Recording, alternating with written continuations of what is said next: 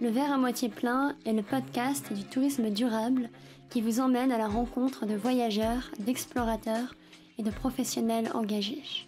Bienvenue.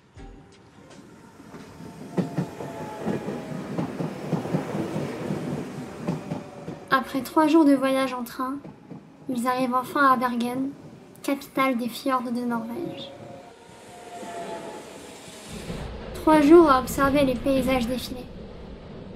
Des plaines toulousaines aux lacs suédois jusqu'au désert glacé de Norvège. En avril, Camille, Blandine, Maëlle et Matuta, mes collègues de chez Flokeo et Murmuration, sont partis télétravailler 1 mois en Norvège, en train. On a partagé leurs aventures sur nos réseaux sociaux et ça vous a beaucoup plu. Mais surtout, vous avez été très nombreux à nous poser des questions sur le voyage en train.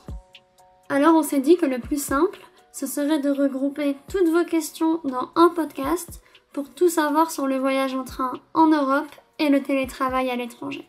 Un podcast autant utile pour les voyageurs comme pour les employeurs encore un petit peu frileux à l'idée de laisser leurs salariés télétravailler dans un train et à l'étranger. Alors c'est parti.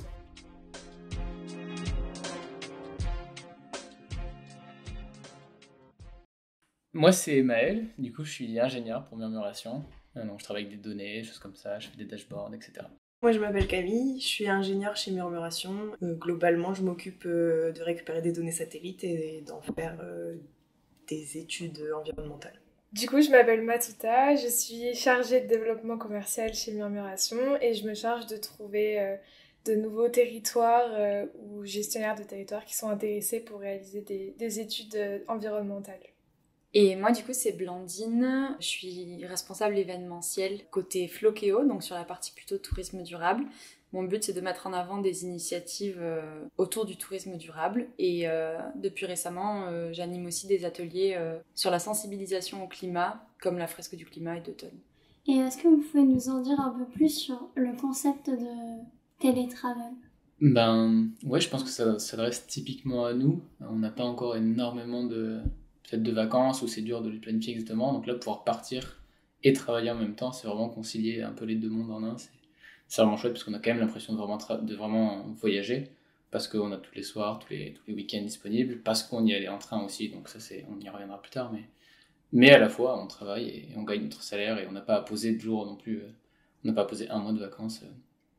Donc je pense que ça s'adresse typiquement à des gens comme nous, quoi. Et c'est pas trop compliqué de jongler entre je suis à l'étranger, j'ai envie de découvrir, de voyager et se concentrer pour travailler. C'est un rythme à trouver, je pense, à chaque fois, selon les destinations. Est-ce qu'il y a un changement, est-ce qu'il y a un décalage horaire ou non. Mais pour l'instant, de notre expérience, on en a fait 2 et on a toujours réussi à trouver le rythme qui correspondait. C'était où l'année dernière ? On n'était pas tous les 4 ensemble l'année dernière. Maëlle et moi, du coup, on était à Bali. Et vous, Matuta et Camille, vous étiez où ? L'année dernière, on est partis en Grèce. On avait un consortium meeting en Grèce, donc pour le travail. Et on a profité de ce voyage-là pour le prolonger d'1 mois et visiter un peu la Grèce. Et d'ailleurs, on est rentré de Grèce en train et en bateau. Et c'est un peu ça qui nous a inspiré pour le voyage en Norvège, je pense. Et du coup, pourquoi vous avez choisi là, cette année, la Norvège et le train, bien sûr ? Je saurais même pas dire comment on a choisi la Norvège. On était juste tous un peu d'accord, mais je sais même pas comment on s'est mis d'accord sur cette destination. Si quelqu'un a la réponse, je sais même plus comment ça s'est fait. Je sais pas, ouais. Je sais que vous parliez des pays nordiques. Moi, personnellement, c'est des voyages que j'envisageais aussi, pas forcément pour un télétravail, mais finalement, ça tombait bien. Et il n'y a pas eu beaucoup d'hésitation après. Maëlle, toi, tu connaissais un peu ? Ouais, mais ça me dérangeait clairement un peu d'y retourner, au contraire. J'avais trop envie d'y retourner, donc c'était l'occasion aussi. Vous y êtes allé en train, donc c'était, comme tu disais, Camille, par rapport à ce que vous aviez fait l'année dernière au retour de Grèce. Donc là, je vous propose qu'on parle du voyage en train. Comment on fait pour se dire, je vais aller en Norvège en train ? Quelles étaient les démarches, les sites sur lesquels vous vous êtes renseignés ? Est-ce que donc là, vous avez organisé tout vous-même ? Est-ce que aussi vous savez si c'est possible de passer par une agence qui organise ça pour nous ? C'est beaucoup de travail. Sans Rome to Rio, je pense qu'on n'aurait pas réussi. Ouais, c'est vrai. C'est un site internet, je sais pas si tout le monde connaît, qui s'appelle Rome to Rio. Le tout est Tout de deux. en deux, oui. Et ça crée des itinéraires. Et on a le choix, il y a des itinéraires en bateau, avion, mais on a le choix de choisir que du train. Et du coup, c'est ce qui nous a aidé à générer les itinéraires parce qu'on pense pas forcément à quelle ville exactement on va traverser en Allemagne, par exemple. On se serait jamais dit tout seul, on va faire un stop à Hambourg, Cologne, ou je sais plus, même plus ce qu'on a fait. Et vous, c'était quoi l'itinéraire? Tu te rappelles un peu? On a fait Toulouse-Paris, Paris-Karlsruhe, Karlsruhe-Hambourg, Hambourg-Copenhague, Copenhague, Göteborg, Göteborg-Oslo. Göteborg-Oslo, Oslo, Bergen. Sachant que ça, c'est l'itinéraire de base prévu. Oui. En réalité, entre Hambourg et Copenhague, on est passé par 2 petites villes danoises inconnues jusque-là. Mais Parce qu'il y a eu des problèmes, oui. parce que, ouais. On en reparlera tout à l'heure de comment on gère les problèmes, les retards, les annulations. Oui.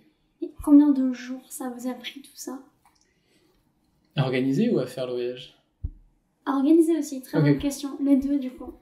À organiser, c'était pas mal de repas les soirs après le travail, droite à gauche, où on pouvait pas tout être là à chaque fois, notamment moi, je sais que les 2 premiers, ou le premier, je l'ai raté. Mais ouais, ça s'est fait assez durement, à coup de fichiers partagés, etc. Ouais, c'était pas facile. Changer les trajets. Faut être organisé, quoi. Fallait vraiment être organisé. Surtout, on voulait s'arrêter à Copenhague aussi sur le premier trajet pour dormir là-bas, donc il y avait ça organisé aussi, etc. Parce que c'est impossible de faire tout ce trajet en une journée ou même en un train de nuit. Non. Il n'y a pas de train de nuit. Surtout qu'au total, on avait à peu près 25 heures de train. Donc, en comptant les transitions plus la journée passée à Copenhague à l'aller, on a mis 3 jours. Elle a eu 3 jours, ouais. Au retour 2 Et jours. au retour, 2 jours parce qu'on a dormi sur place quelque part et on est reparti direct. On a enchaîné au retour. Et est-ce que vous aviez senti ce trajet comme quand même faisant partie du voyage? Très clairement, le train fait partie du voyage. On a d'ailleurs trouvé ça étrange, mais on n'a pas trouvé ça long du tout, quoi. On avait tous emmené plein de choses pour s'occuper en se disant oulala, on a 25 heures de train, ça va être hyper long. Et en fin de compte, on est arrivé à destination, on n'avait ni sorti la Switch, ni lu nos livres, ni vraiment utilisé nos mots fléchés. Enfin, toutes les activités qu'on avait prévu de faire, on n'a pas vraiment eu l'occasion de les sortir parce qu'on était principalement en train de observer le paysage et profiter du moment, quoi. Et vous avez pu travailler aussi dans le train? Aussi. La connexion internet a été... ça va? La plupart du temps, ça va. Ça dépendait des trains, quand même. Faut se préparer à l'éventualité qu'on ne sera peut-être pas connecté, ouais. On va préparer des tâches qui demandent pas trop d'internet. Oui. Attendez, il faut donner aux gens envie de partir en train, là. Oui, mais il faut faire des Connexion trucs en ligne, excellente. quoi. La fibre dans le train. On s'est dit en arrivant, je me souviens à Bergen, que si on rentrait maintenant à Toulouse, ça serait ok, puisqu'on avait déjà eu l'impression de voyager. Ouais. Ah ouais? Ouais. Ouais. Donc Ah, ça mais montre vraiment. vraiment que tout notre périple, finalement, c'était vraiment un voyage, quoi, en Ouais. lui-même. Est-ce que vous aviez senti moins l'envie d'arriver à destination quand on fait un voyage plus classique, par exemple quand vous étiez à Bali l'année dernière? Disons que on pose pas nos fesses dans un moyen de transport et du coup, peu importe qu'il soit de 4 heures ou de 10 heures, le seul objectif qu'on a, c'est l'arrivée. Et du coup, je pense qu'il y a plus cette hâte. Tandis que là, il y avait tellement d'étapes que si, en partant de Toulouse, on pensait déjà à Bergen dans 3 jours, ça aurait été trop compliqué. Donc là, oui, c'est exactement ce que tu dis. On avait le temps et on n'envisageait pas directement l'arrivée. Après, c'est sûr que dans le dernier train, quand ça fait 3 jours, on a hâte. Mais c'est vraiment une vision hyper différente. Ouais. Ouais, parce qu'on avait vraiment hâte par rapport au fait qu'on était hyper chargé, qu'on était sûrement un peu fatigué, etc. De tout trimballer, de faire les transitions entre les trains. Mais du voyage en lui-même, non, clairement pas, ouais. Presque on était un peu triste de quitter ce train, surtout que le dernier train était vraiment fabuleux, quoi. Vraiment, mais... En Norvège, Oslo, Bergen. Ouais, le Oslo-Bergen, on était sans voix, quoi. On était collés à la fenêtre et... hallucinant.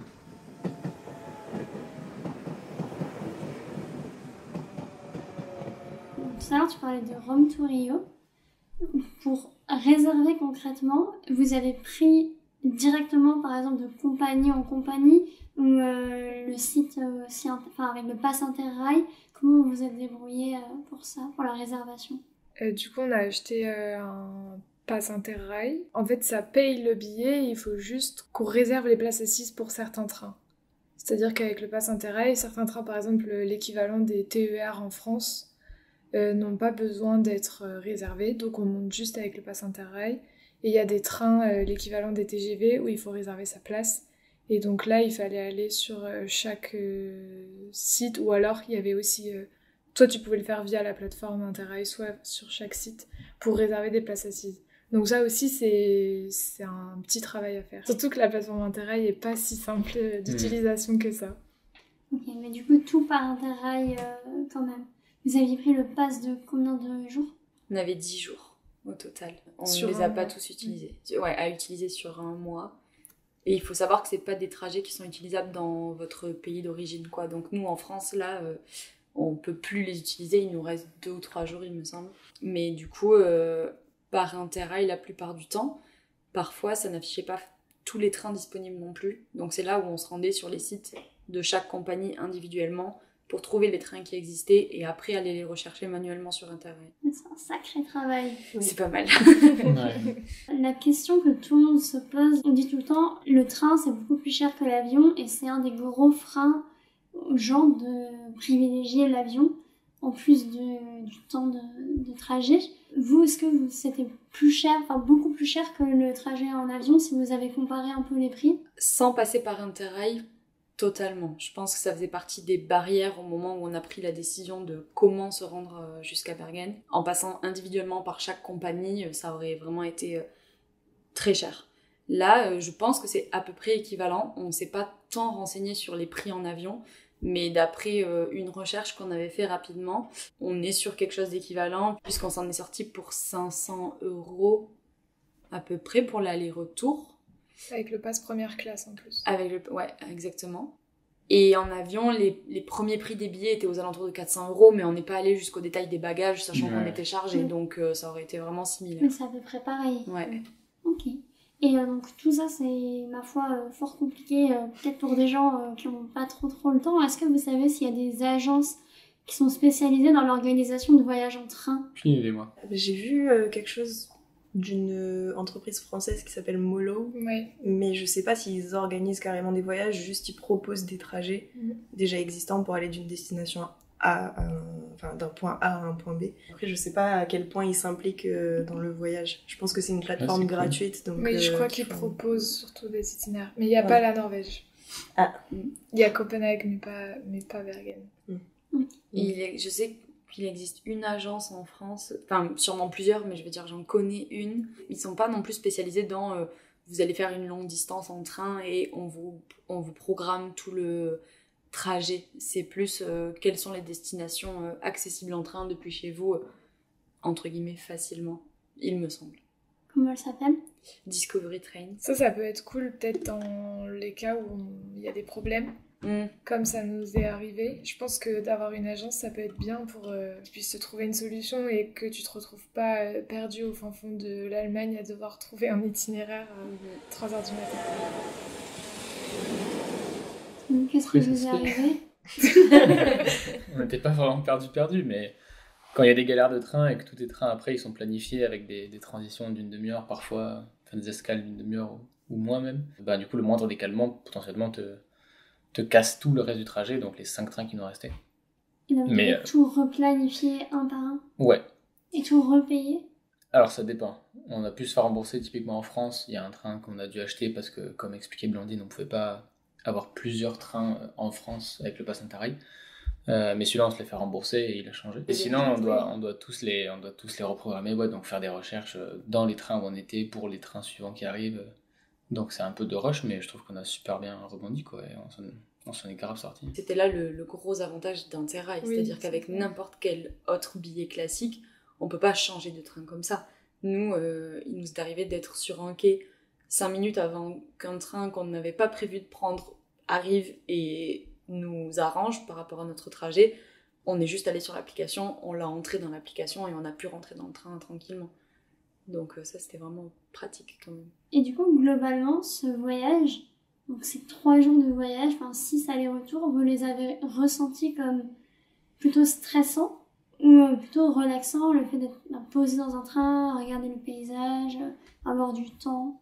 Personnellement, je vois une grande différence entre l'aller et le retour du coup, où on a eu un aller hyper paisible. Certes, on a manqué un train qu'on a dû remplacer par 3 différents, mais dans l'ensemble, ça a été quand même très correct et du coup vraiment juste du plaisir à regarder les paysages, à voir les paysages évoluer au fur et à mesure de notre ascension vers le nord de l'Europe. Et le retour, vu que ce fameux train qu'on a manqué, c'était le 2e sur toute la liste, ça a été un peu plus de stress et de replanification. Après, on a eu la chance d'être 4, donc forcément, ça aide beaucoup aussi dans l'organisation et le fait de pas se laisser emporter par les émotions, entre guillemets, dans des moments qui peuvent être un peu plus stressants, quoi. Maintenant, je vous propose qu'on parle de vos ressentis post-voyage, de vos conclusions un petit peu. Donc maintenant, avec du recul, si je devais vous demander vos plus gros points positifs de ce voyage et les points un petit peu plus négatifs, même si on en a déjà parlé là. Bah moi je pense que du coup j'étais déjà allé en Norvège donc je connaissais déjà un peu. Donc ce qui a vraiment différencié ce voyage d'un autre, c'est vraiment la partie train. Et ce que j'en garde, c'est que ben ouais, une grosse partie du stress du retour, elle vient du fait qu'on n'avait pas planifié de nuit. Alors qu'à l'aller, on avait dormi à Paris, une première étape, on avait dormi ensuite à Copenhague, une deuxième étape. Là au retour, on avait juste dormi dans une gare en fait. Donc la fatigue physique et mentale des 2 jours, elle s'accumulait sans pouvoir se déverser dans une nuit quoi. Donc en fait, le stress il était en grande partie lié au fait qu'on était fatigué, je pense. Mais le gros point positif par contre, c'est que ben on finit par arriver à la destination quoi. Ça c'est extraordinaire. On a raté notre deuxième train, bah on est arrivé à Toulouse quand même 2 heures ou 2 heures et demie après, un truc comme ça, ou non, 4 heures. 4 heures après, mais sur un trajet aussi long, c'est rien du tout quoi. Et il faut juste apprendre à se dire que 4 heures c'est rien, et même que apprendre à se dire que 3 jours c'est rien pour traverser l'Europe, enfin des choses comme ça. Je pense que c'est juste une nouvelle manière de réfléchir, et ça je trouve que c'est incroyable, parce que je l'aurais pas du tout imaginé comme ça avant qu'on parte. Et maintenant je me dis que si on peut faire ça et qu'on arrive à prendre le temps de faire ça, on peut vraiment tout faire quoi. Changer grave nos habitudes en fait. Parce que tous les 4, vous étiez, avant ce voyage, convaincus du voyage en train, ou vous aviez quelques appréhensions, quelques doutes? Moi, mes appréhensions, c'était vraiment en lien avec le temps qu'il faut pour préparer le voyage et le temps qu'il faut pour faire le voyage, plus que sur le prix ou sur vraiment la valeur du trajet en train, parce que ça, j'en suis persuadé. Enfin, pour moi, là, on peut plus prendre l'avion, on peut plus... il faut vraiment passer à ça, quoi. Et la barrière, notamment, c'est non seulement celle financière dont on parlait tout à l'heure, un peu potentiellement pour certains, mais surtout pour le temps que ça prend. Ça veut dire potentiellement poser plus de jours de congé, ça veut dire le temps d'organisation, etc. Alors qu'un train, un avion, ça se prend en 5 minutes, quoi, sur Internet. Et littéralement, après, ça se prend en 1 heure et on arrive à destination quelques heures après. Et c'est du porte-à-porte, quoi. J'étais convaincu de tout ce qu'il y avait autour, et maintenant je suis convaincu de tout ce qu'il y a dedans, donc énorme point positif pour moi. Et vous, Matouta et Camille, vous l'aviez déjà un petit peu fait avant pour revenir de Grèce. Vous aviez moins d'appréhension peut-être sur ce type de voyage? Effectivement, quand on est rentré de Grèce, du coup on avait pris 3 jours pour rentrer de Grèce au lieu de faire 3 heures d'avion. Et on s'est rendu compte que ça se faisait vraiment bien, qu'on s'était pas ennuyé du tout pendant le trajet. Ça nous a permis de découvrir Milan en plus sur le trajet, donc vraiment une bonne expérience. Et du coup, toutes les deux, quand on s'est dit qu'on allait faire un télétravel, il n'y avait pas moyen de prendre l'avion, quoi. On était juste convaincus qu'on prendrait le train. Et je pense qu'on l'a un peu amené comme ça à Maëlle et Blandine aussi, en mode nous on va prendre le train, vous faites ce que vous voulez. Et puis en fin de compte, ça les a pas du tout rebutés. Et ils se sont dit ok, ça peut être fun. Et du coup, on est partis tous les 4 dans cette aventure ensemble, quoi. Et je voulais vous demander aussi, est-ce que vous pensez que le fait de voyager en train, ça peut faciliter la découverte de la culture locale? Vous êtes passé par 4 pays, je pense. Le Danemark, l'Allemagne, la Suède, la France, la Norvège, ça fait 5. Je pense à partir du moment où on prend des pauses, comme ce qu'on a fait à l'aller à Copenhague, puisque là on avait une journée entière sur place avec Matouta qui a été une super guide parce que tu connaissais déjà. Donc on a vraiment pu rencontrer un peu cette ville en fait et tout ce qui va avec. Dans les autres pays, on s'est pas tant arrêté ou alors on n'est pas tant sorti des gares. Mais par exemple, en Allemagne, on a mangé dans le train à plusieurs reprises et du coup, ça fait partie de la culture qu'on a découvert des plats locaux parfois étranges, mais voilà, du coup, alors qu'en avion, si on avait fait Toulouse-Bergen, on n'aurait pas goûté des plats typiques allemands, quoi. Mais aussi par rapport au voyage en train et la découverte des pays, ce qui m'a marqué, c'est que contrairement à l'avion où tu pars d'un endroit que tu connais et où tu arrives directement, t'es téléporté à ta destination, là du coup on a pu faire le trajet et donc se rendre compte du paysage sur le chemin. C'est-à-dire qu'on peut voir les liens en fait. C'est pas la France d'un côté puis l'Allemagne. En fait, si tu vas au nord de la France et que tu traverses la frontière, il y a pas de différence. Je sais pas comment l'expliquer, mais dans l'architecture, dans les paysages, tu voyais vraiment les liens entre les pays et du coup, petit à petit, tu rentrais dans l'ambiance de la destination finale. C'est-à-dire la végétation, elle change, les maisons changent, le temps change.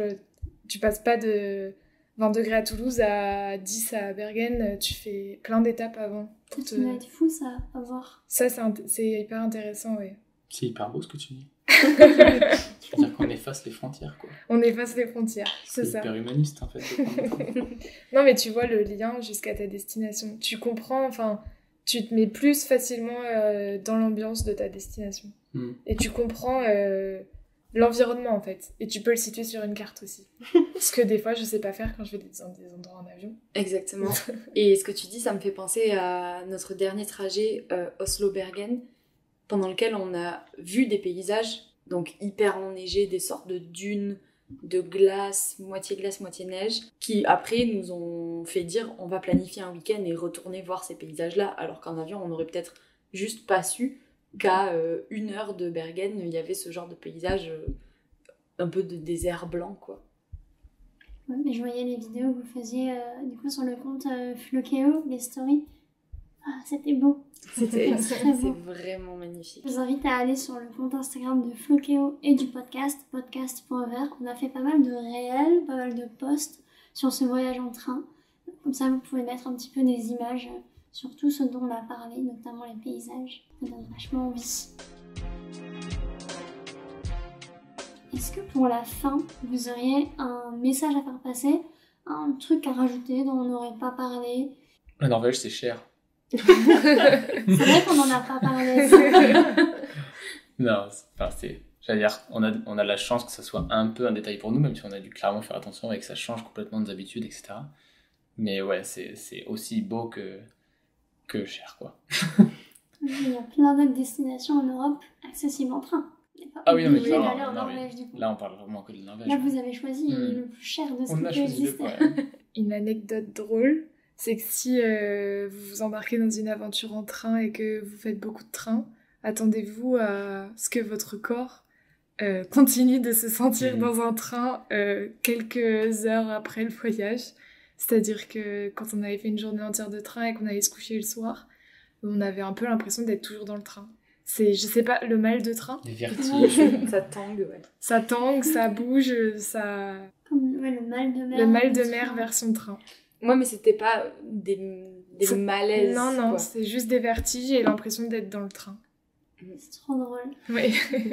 Et sensation un peu plus à l'étranger qu'en France, d'ailleurs, on s'est dit. Hein. Mais ça doit dépendre des infrastructures. Ouais.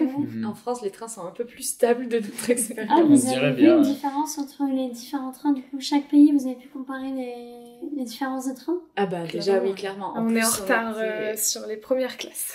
Ouais, les premières classes, on en a eu de très très sympathiques, notamment au Danemark, je crois. Oui. Où vraiment, c'était la première classe, quoi. Café et biscuits à volonté.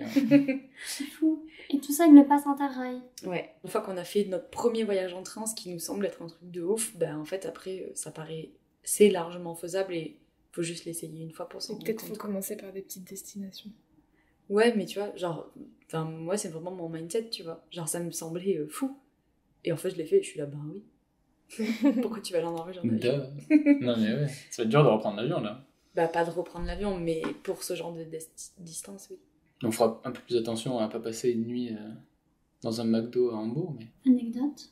Anecdote, clairement. Notre trajet a un peu capoté et on a dû passer de minuit à 4h du matin à Hambourg, dans la gare. Et le seul endroit avec de la lumière dans Hambourg, à la gare, à minuit, c'est le McDo. Non, ouais, disons que l'ambiance était folklore dans ce McDo et qu'on est resté là pendant 4 heures à ne rien faire parce qu'on était vraiment fatigués. On s'était levé à 5h d'Oslo pour partir et qu'on avait des vertiges, qu'on n'avait pas spécialement envie de manger de la friture. Donc, c'était sympa. On va s'en souvenir très longtemps. C'est assez dur à décrire les sensations et les émotions qu'on avait dans ce moment-là. Mais c'était un petit mélange de stress et de je n'en peux pluisme. Choses comme mais ça. après, c'est fun à raconter. Par contre, c'est fun à raconter. C'est un truc à raconter. Mais c'est long. Ça aurait pu être 1 heure, ça aurait été fun à raconter aussi. 4 heures, c'était long. Et si c'était à refaire, est-ce que vous avez en tête des idées d'autres destinations en Europe ou pas même Ouais, la Corée. C'est ambitieux. C'est ambitieux. Clairement, pour moi, le train, c'est même plus une question quand il s'agit d'aller en Europe, quoi. Il y a plein de pays d'Europe qui sont accessibles en moins de 2 jours en train et concrètement, mes prochains voyages en Europe, ce sera en train, c'est sûr. Et est-ce que vous avez des conseils aussi du coup, pour les entreprises par rapport aux congés ? Tout le monde ne peut pas se permettre de passer sur une semaine de congé. 2-3 jours en train, aller-retour, ça fait la semaine, quoi. Est-ce que vous aurez des conseils ? Je sais pas s'il y a des chefs d'entreprise qui nous écoutent pour laisser ses employés quelques jours de plus pour qu'ils puissent voyager en train. Déjà, le travail dans le train, c'est largement possible. Alors, on ne programme pas forcément des réunions sur ces journées-là. La connexion Internet n'est pas toujours parfaite. Mais déjà, la plupart du temps, le trajet en train est plus long qu'une journée de travail classique ou du moins en horaire décalé. Donc, si on est parti à 15h et que pendant 1 heure, on n'avait pas une bonne connexion, c'est pas grave. On peut travailler de 19 à 20, je dis n'importe quoi, mais pour rattraper ces horaires-là. Donc déjà, laissez... dans la mesure du possible, vos employés travailler dans le train, ne pas imposer des jours de congé sur ces jours de trajet-là. Parce qu'en plus, dans le train, ça fait passer le temps de travailler, donc c'est tout bénef. Pour les métiers qui peuvent faire du télétravail. Bien sûr, bien sûr. En plus de ça, on se rend compte, quand on part comme ça 1 mois à l'étranger, que la motivation pour travailler quand on est dans un endroit qu'on a... On se sent bien, quoi. En fait, on se sent hyper bien pendant ce mois de travail et du coup, on travaille vraiment hyper efficacement. Aussi, peut-être parce qu'on est motivé pour finir notre journée plus tôt pour aller découvrir l'endroit où on est, et enfin notre environnement et tout ça. Et donc, vraiment, la productivité pendant ce mois de télétravail est vraiment bonne, quoi. Donc, faudrait pas avoir peur de laisser ses employés aller travailler à l'étranger. Franchement, essayez un premier voyage en train parce que ça paraît un petit peu insurmontable au début. Il faut beaucoup d'organisation et juste penser différemment. C'est pas forcément le premier réflexe qu'on a de se dire qu'on va aller dans tel endroit en train. Mais franchement, essayez. Après, vous allez voir que c'est largement faisable. Que même s'il y a des petites galères, l'arrivée, elle se fait pas longtemps après et tout aussi bien. Et c'est même mieux en soi. Vous allez voyager vraiment différemment et ça vaut le coup. C'est la fin de cet épisode du verre à moitié plein. Et si vous écoutez ce message, c'est que vous êtes resté jusqu'au bout. Alors merci. Si le podcast vous plaît, vous pouvez nous mettre 5 étoiles sur Apple Podcast ou Spotify et vous abonner. On a également un compte Instagram, podcast.vert, où nous vous partageons du contenu exclusif. Le lien se trouve dans la description. Vous pourrez aussi nous partager des idées de sujets que vous aimeriez que l'on aborde. Alors, à dans 2 semaines pour un nouvel épisode. Et d'ici là, n'oubliez pas de voir le verre à moitié plein.